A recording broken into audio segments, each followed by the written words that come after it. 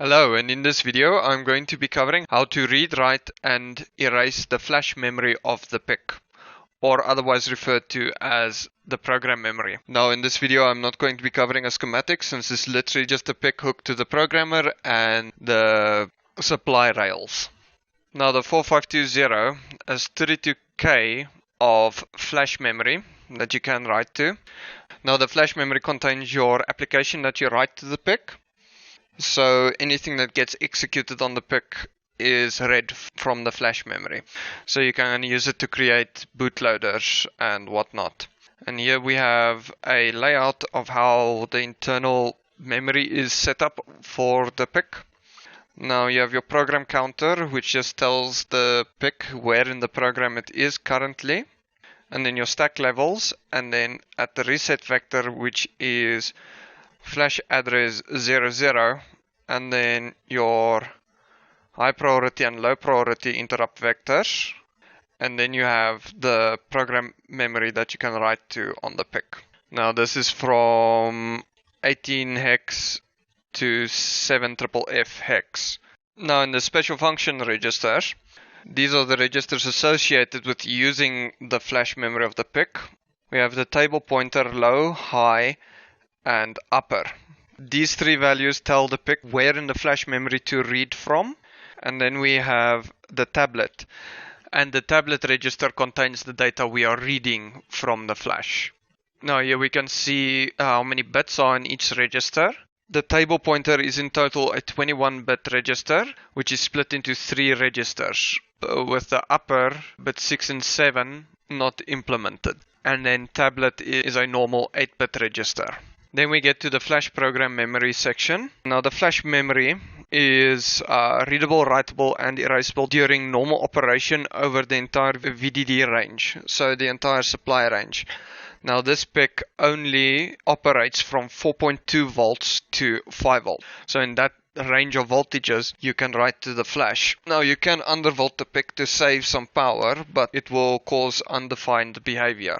There's also the LF range that can operate at way lower voltages. Now here they state read can be executed 1 byte at a time. So say if you want to read address 0 on the PIC of the flash memory, then you only need to read that 1 byte of data. Now on the other hand, when you do a write to the PIC, you need to do it in 32-byte chunks. Every time you do a write, you need to write to a specific section in the flash of 32 bytes. And we'll cover that in code later. And then we have the program memory is erased in blocks of 64 bytes. So every time you erase, you need to loop through 64 bytes of the program memory to do an erase. And a bulk erase cannot be issued from code, so that's effectively like erasing the entire PIC's program memory. A write or erase to the program memory will cease instruction fetching. So basically your CPU on the PIC stalls. So your CPU is not clocking while it's writing to the flash program memory.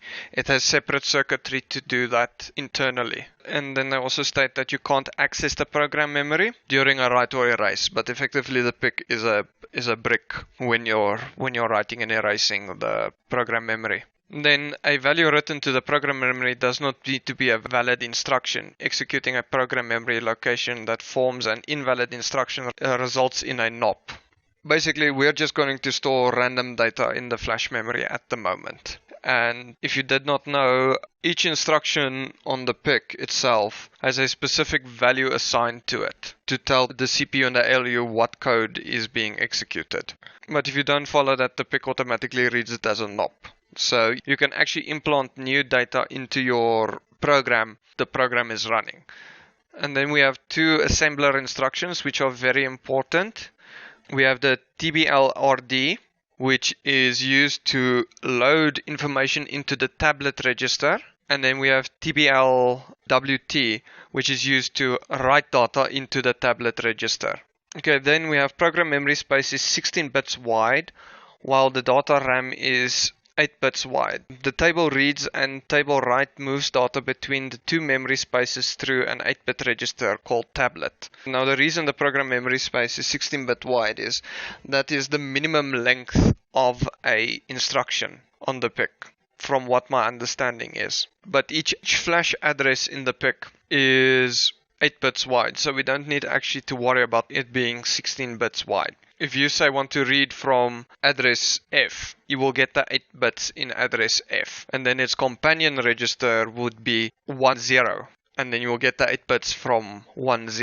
A table write operation stores data from memory space into a holding register in the program memory. So the PIC has a dedicated buffer internally, which you can access via assembler, but C automatically handles this for you. And you'll see it when we start executing writes. Now here I have a diagram of how a read operation works. Now the first thing you do is you load the table pointer with a value. Then you execute a tablet read in assembler instruction, and then the value from wherever the table pointer is pointing gets loaded into the tablet register. Okay, so here I have a diagram of how a table write is done. First you load value into the table pointer to the location you want to write to in the flash memory. Then you load a value into tablet, and then you execute the assembler instruction for a table write. And now we get to the control registers, which is EECON1, 2, tablet, and table pointer. Now the EEPG control bit determines the program or data memory access. And for this, we are going to set it as a program memory access. And the CFGS bit will determine if we are writing to the flash memory or the configuration bits. Now the CFG control bit determines if we are writing to the configuration bits or the memory or the data of the EEPROM. Then we have the free bit, which will determine if we're writing to the flash or erasing the flash. When it is set, we are erasing the flash, and when it is clear, we are writing to the flash. And this only happens after the WREN bit is set to 1. Then we have the WR bit, which controls if we start the erase operation or the write operation depending on how the free bit is set. Then we have a breakdown of the EECON1 register, which is the primary control register of the operation. So we have the EEPGD bit, which is going to be set to 1 because we are working with the flash memory. CFGS bit, because we are writing to flash program memory and not the configuration bits. The configuration bits has a separate space in memory for itself. And then we have the free bit, which if we set it to 1, we are going to erase the program memory, depending on where the tablet pointer is currently at. And then 0 will determine if we perform a write. But 3 is an error flag. That's just if there was some sort of problem with the PIC trying to read and erase from either the flash or the EEPROM. And then we have the write enable bit, which if set to 1, we allow writes to the flash or the EEPROM. And then we have 0, which stops any reads or write to the flash program memory or the EEPROM. And then we have the WR bit, which starts either the erase or the write cycle, depending on how the free bit is set. And then we have the RD bit, which is only relevant to the EEPROM. And here they describe the registers that are relevant. The table latch register, I'm just referring it to as the tablet register, is an 8-bit register, and this just contains the data that you're transferring between the flash and the RAM of the PIC. And then you have the table pointer, which is comprised of 3 registers, that is 22 bits wide, and you can address up to 2 megabytes of program memory space with this. And the 22nd bit allows you access to the device ID, the user ID, and the configuration bits. I believe the device ID and the user ID are unwritable too. And here they state when you do a table read assembler instruction, it uses all 22 bits of the pointer to determine what to put in the tablet register. So basically, you can read any location in the flash as you please. And then when you have a tablet write execution, the 5 least significant bits of the table pointer register determine which of the 32 program holding registers is written to. We'll cover this a bit later when I get to the IDE. And here they state when you do a write, bit 21 to 6 determines which program memory blocks of 32 bytes is written to. Now we have these assembler instructions, which can be used to load the data into the tablet register. Table RD star, it loads the value into the tablet register, and then tablet WT writes the value into a buffer on the PIC from the tablet register. And now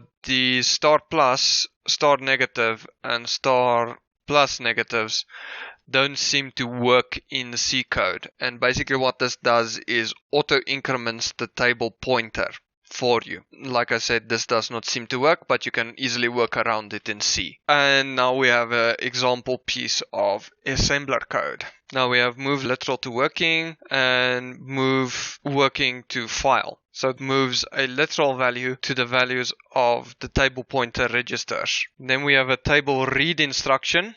And then we have a move file instruction, which moves tablet to the working register and then moves the working register to a file, which is a variable. And then we have this exact same instruction again. Now don't worry about the odd and even. I will show that in the C code. Now let's get to coding. Okay, so the code setup is the interrupt priority vectors, some constants just so I can print out stuff. Otherwise, stock standard setup that I usually do with the UART initialized and then just an indication that my program has started with the interrupts enabled. Okay, and then physically on the IDE itself, you see I have these two program memory view windows open. Now these you can get by going to Window, PIC memory view, and then program memory view. And this will bring up a tiny window like this. Now to alternate what you read on this is the code setup, and then you have these two drop-down menus which you can read specific sections of the memory. And I have this one formatted in code, and then my second tab I have formatted in hex. So effectively I have two methods of looking at the data. So this one gives me address 0 and then the 8 bytes, and then address 0 and then address 16, and then each one, and this one set up in 16-byte setups, so that we have address 1, 10, 20, 30, and then the content stretched out. And note we start at 00, then 02, 04, 06, so it counts in twos. And then we have the other setup, which is code flow, which actually shows the disassembled code. Now if this doesn't show up, just simply click clean build. And then you can see in the program memory, we have different values now. Now the first thing we're going to do is execute a write. Now in the interest of saving time, I'm just going to copy paste from my pre-written code. So we copy the flash read. We add in the two debug printouts. Okay, now this flash read returns a uint16 and takes in a 16-bit value, which is going to be the location in flash that we want to read. Then we have two temporary variables to hold the data that we are going to read. Then we load our table pointer, which is the 21-bit value, which is this section of the assembler code, which we add a +1 to read the high value. Since you can see here under the opcode section is two 16-byte values. So the +1 is going to be EF in this case. And then we execute a table read assembler instruction. And if you want to add in assembler into your C code, you just simply type ASM bracket quotation mark your instruction end quotation mark end bracket comma point. And that will execute a table read. And then we simply read the tablet register into a variable. Then we print out the value that's in the high register or address 1. Then we repeat the process for the lower flash value. So we just don't add +1 to our flash address. And then we load that into the table pointer. Then we execute the read function again. We read out the flash low, and then we print out the two values, and then we combine them here in the return by shifting the high flash 8 bits and then ORing it with the low flash. And give it a quick compile. Okay, now let's implement the function. Copy it. We add this just before the main loop. Now as you can see here, I already did some testing. So we are going to read address 0 and address 1 for this flash read. We can actually remove the debug code since it's not necessary. Okay, so the implementation of the function is going to read address 0. So we give that a quick compile. Then we have a look at the program memory view. And that's going to be EF55. So we program the PIC. Now as you can see in the top corner from the PuTTY printout, we have the value EF55 from address 0. So in address 1 we have 55, and in address 0 we have EF, and that's a successful read from the flash memory. Now back to the datasheet.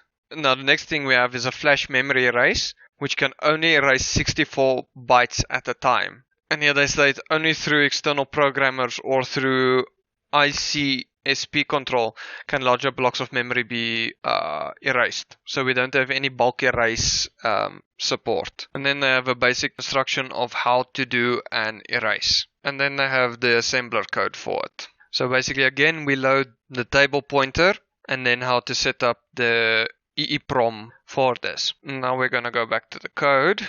And now to do a flash block delete, we have a function which takes in the address of what we want to delete. But the trick to this is when you go to the block memory views, you can only use every fifth address to erase memory in the PIC. So you have block 0 that you can start an erase point from, block 40, block 90, and then so on and so forth. So typically what you're going to have is a point in memory from 0 to here. But you need to be careful when erasing memory that you don't overwrite your own code or essential code in your program. That will set the entire 16 bits to F. So typically what I recommend is do your blocks from the bottom up. So typically from 7FC0 to 7FFF, which is over here. And this is the location we're going to use. So the address pointer, which is going to be 7FC0, gets loaded into the table pointer, and then we set the EEPGA bit, which tells us we are going to write to the flash memory. We are going to set that to 1. The CFGS bit we are going to set to 0 because we're not accessing the configuration bits or any special registers. And then we enable writes to the memory, and we are going to set free to 1 because we are erasing memory. And then they have this block, which is always a constant for EECON2, and then we start the write operation. And this will stall the CPU, so nothing gets executed. This bit will automatically turn itself to 0, and then we disable writes to the flash memory. Now back to the datasheet. Then we have writes to the program memory. Now what's interesting to me is that you can erase 64 bytes at a time, but you can only write 32 bytes at a time. So what I'm going to do is write 64 bytes anyways to the flash memory, but I'm going to do it in two 32 byte cycles. Now here they say your tablet registers only a single byte. With the table write instruction, you may need to execute it 32 times. I would recommend executing it 32 times, regardless. And then they mention the holding register again, which we are just going to use an array for, and then how to initialize the EECON. And here they have a diagram of how it works, a step-by-step instruction of how to do it. This did not help me at all. I had to brute force it until I got something right. Now here we have the assembler code. Now the first thing you'll see, it does a counter, and then it starts talking to a buffer. Now this section is not necessary in C. This is going to be replaced by an array. And then we simply load the pointer to what we want to read. Then we read 64 bytes of the flash program memory. Now just to compartmentalize this code, we're just going to do this section first. Now we can have a look at the code again. Now again, the section I'm going to do is this. Now block write does nothing, well, returns no value. Then we input the address we want to start reading from, and then we give it an array buffer of 64 bytes that we want to put into the flash. And then we have a temporary store buffer, which just stores the data. So we have some flex later to do error checking, which I'm not going to cover in this video. And then the read block section basically is a for loop for 64 counts. I can actually change this to 0. Now each time in the loop we set flash pointer. And flash pointer is equal to the address we're reading from. Now each time in the loop we set flash pointer, we set the table pointer equal to flash pointer. And then we execute a assembler table read. Then we just set whatever is in the table read register equal to the current coordinate of the flash buffer. This is the buffer what the datasheet's talking about. Then we increase the position of the flash pointer, and then we loop through this 64 times. Now back to the datasheet. Now this modify word is a relevant section due to the ability of us having arrays in C. And then we have the erase block, which we already created a function for. So we quickly add that to the code. We add flash block delete, and the input parameter will be ADDR, which is the address. Let's quickly add the comments. Now just to note, these are the assembler tags, just for ease of reference. Now again, back to the datasheet. Now a small section here that I didn't cover now is they do a dummy read just to decrement the current state of the flash pointer, but we are handling that with a separate variable in C. And then we have the write byte, which they create a counter of 32 bytes. Since you can only write 32 bytes at a time, then they load data from the internal buffer to the working register. This will be now the array in C. And then they move that to the tablet register, and then they increase the table pointer position with a write. And then they just loop back for this 32 times. Back to the code. And we quickly just paste in the data. Then we just set the flash pointer that we modified up here at the read block equal to the address again. And then we loop for 32 times. The table pointer is equal to flash pointer. The value in tablet is whatever the current coordinate is of flash data buff, which is the information we pass in to the function. Then we execute a table write, and then we increment the flash pointer to the next address location. And again, we iterate this 32 times. Then we go to the datasheet again, and then we execute a write, which is this entire piece of code, to the program memory. Back to the code again. Now we're going to create a separate function to initiate the write to the flash, which is going to look like the following.